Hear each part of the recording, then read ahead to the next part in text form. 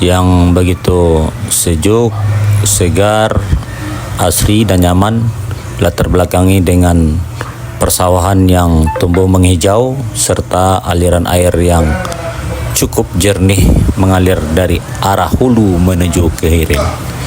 Ini adalah merupakan salah satu tempat yang boleh dikatakan untuk menenangkan jiwa kita, sehingga kita bisa menjadi merasa nyaman, merasa senang dengan alam yang begitu tumbuh subur di areal ini. Lihat di sini ya. Di sini banyaknya batang pohonan seperti batang pisang, ada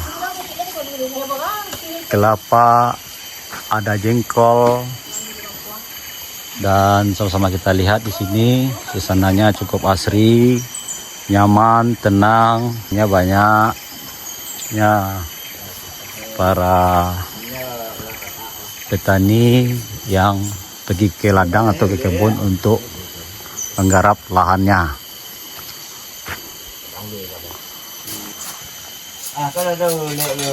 Ini nih sedang membersihkan bodolen yang untuk dijual kepada konsumen. Harga bersahabat menenggang, rasanya luar biasa. Kita lihat ya. Ini duriannya. Oke, yang telah ditunggu oleh ibu-ibu ini mulai